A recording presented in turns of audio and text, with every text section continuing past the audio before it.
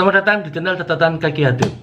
Wow, ada informasi menarik bahwa hari ini saya membaca berita tentang siap-siap semua sertifikat tanah akan ditarik BPN. Ini keren ini. Ini hari ini saya baca berita dan kebetulan kita mencoba analisa ya, ada apa ini gerangan. Dan buat teman-teman yang sudah membaca berita ini, beritanya ada di kompas.com ya. Berita ada di kompas.com dan saya mencoba ngubungi teman saya yang emang beliau paham akan hal-hal poin-poin yang seperti ini. Jadi kok hari ini saya tadi ngubungi nggak bisa. Nah ini kita coba baca dulu. Jadi pemerintah segera memberlakukan aturan baru terkait agraria. Rencananya semua sertifikat tanah asli milik masyarakat akan ditarik mulai tahun ini. Ditarik. Namun jangan khawatir, pemerintah akan mengganti dengan sertifikat elektronik atau disebut juga sertifikat EL, sertifikat tanah elektronik. Berarti emang semua, nah ini digital itu sangat penting banget.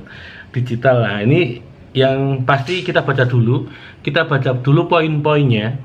Terus mari kita cerna bareng-bareng. Mari kita cernas bareng-bareng apakah ini akan menguntungkan buat pemilik sertifikat tanah tersebut atau menimbulkan sebuah kekhawatiran dari masyarakat. Karena kita tahu sendiri, ketika semua dibikin sistem elektronik pasti ada min plusnya. Sama juga ketika sertifikat tanah itu berbentuk kertas atau sertifikat, itu kan pasti juga ada min plusnya. Nah ini kita coba ini. Menteri Agraria dan Tata Ruang sekaligus Kepala Badan Pertanahan Nasional (BPN) Bapak Sofyan Djalil belum lama ini mengeluarkan Peraturan Menteri Agraria dan Tata Ruang atau Permen ATR nomor 1/2021 tentang sertifikat elektronik. Sudah ada undang-undangnya loh. Jadi menurut beliau, tujuan dari aturan tersebut untuk meningkatkan indikator berusaha dan pelayanan kepada masyarakat. Oh, jadi ini maksudnya adalah untuk memudahkan pelayanan ke masyarakat dan semua serba online.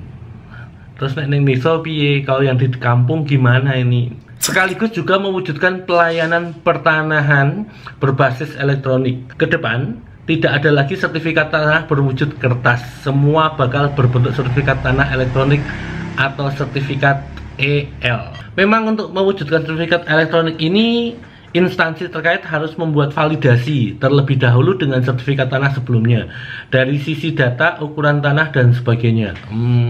Berarti kalau secara garis besar bahwa ini insya Allah tidak ada kepalsuan lagi ya, tidak ada double sertifikat, terus nggak ada yang mengakui bahwa itu punya saya, ini gimana kak? Tinggal nanti pengaturan untuk ahli waris atau bagi waris seperti apa.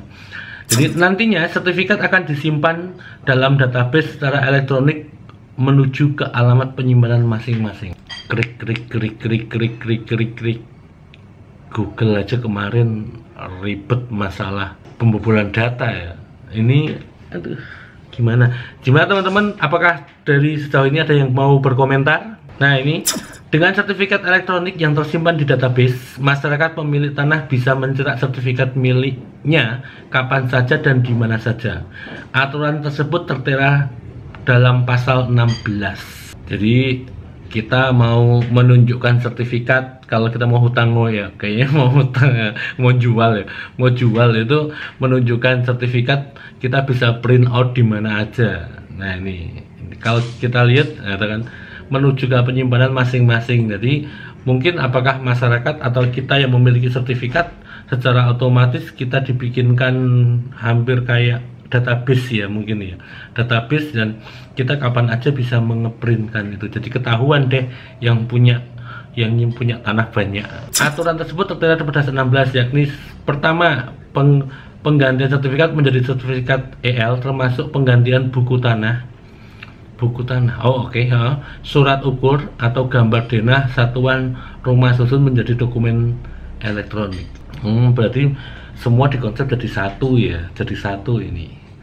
Jadi kita tinggal buka handphone aja udah bisa kelihatan semuanya. Yang kedua, Penggantian sertifikat EL sebagaimana dimaksud pada ayat 1 dicatat pada buku tanah, surat ukur, atau gambar denah satuan rumah susun. Berarti sama aja. Itu yang kedua. Yang ketiga, Kepala Kantor Pertanahan menarik sertifikat untuk disatukan dengan buku tanah dan disimpan menjadi warkah pada kantor pertanahan. Wah, ini saya harus konsultasi ini. Poin ini saya harus ngobrol sama teman saya yang kebetulan beliau ada di kantor notaris, PPAT notaris ya. Nanti saya akan hubung beliau. Siap-siap nih Pak Sugeng. Yang keempat, seluruh warkah sebagaimana dimaksud pada ayat 3 dilakukan alih media atau scan dan disimpan pada pangkalan data. Berarti semua bisa di scan. Gitu ya. Oh, adapun sudah diteken oleh Sofyan Jalil sejak 12 Januari 2001. Direktur Pengaturan Pendaftaran Tanah dan Ruang Kementerian ATR atau BPN Dwi Purnama saat konferensi pers Selasa tanggal 2 bulan 2 2021 berarti kemarin menjelaskan pelaksanaan sertifikat tanah berupa sertifikat elektronik itu dilakukan secara bertahap. Pastilah nggak mungkin serentak, lawong yang serentak kayak program sertifikat massal itu aja proman aja itu tidak bisa serentak, mesti bertahap, ada berapa dulu, apalagi yang seperti ini servernya jebol. Untuk tahap awal adalah lembaga pemerintah dan berlanjut ke badan hukum, karena badan hukum pemahaman elektronik dan peralatannya sudah siap, itu kata beliau. Nah, barulah setelah itu menggantikan sertifikat fisik menjadi sertifikat elektronik milik warga atau perorangan. Kementerian ATR atau BPN memastikan tidak akan menarik sertifikat secara paksa. Oh, berarti kalau masih ada warga atau masyarakat yang belum percaya atau belum yakin, mungkin pemerintah tidak akan memaksa secara paksaan ya. Tidak harus enggak. Jadi tetap memberikan pemahaman, memberikan edukasi dulu, keamanannya di mana, terus kegunaannya seperti apa, itu maksudnya seperti itu. Nah, nantinya penggantian sertifikat tanah analog menjadi elektronik dilakukan bila terdapat pembaruan data. Salah satunya terjadi bila ada pemberian warisan, hibah, atau jual beli. Oh, berarti kan tinggal pindahan data. Oh, gitu. Jadi intinya adalah ini untuk memudahkan pelayanan masyarakat. Nah, cukup menarik sekali sebenarnya program ini. Semoga program ini bisa lancar, bisa bagus, dan saya pasti akan berkomunikasi, saya pasti akan menghubungi teman saya yang lebih berkompeten di bidang ini, dan saya akan menanyain tanggapannya. Kalau analisa saya secara pribadi, saya dari seorang broker properti atau dari agen properti, itu kan melihat dari poin ini sebenarnya masih 50-50 ya. Apakah ini akan bagus atau enggak, karena kita tahu sendiri bahwa elektronik itu masih banyak minusnya, bisa dibobol, bisa ini, seperti halnya ketika sertifikat ya, ada yang palsu, ada yang asli, tergantung semua pendataannya. Yang pasti adalah sekarang itu dimudahkanlah sistemnya. Semoga dengan adanya sistem ini, dengan adanya sertifikat elektronik ini, membuat masyarakat jadi agak lebih familiar ketika beliau mau mengurus sertifikat, baik itu dari girik mau menjadi sertifikat, ataupun ada beberapa, saya pernah mengetahui ada beberapa perumahan yang belum keluar sertifikatnya dengan alasan beberapa macam. Itu mohon dengan kemudahan ini semoga bisa menjadi kemudahan juga buat masyarakat untuk mengurus sertifikat tanah.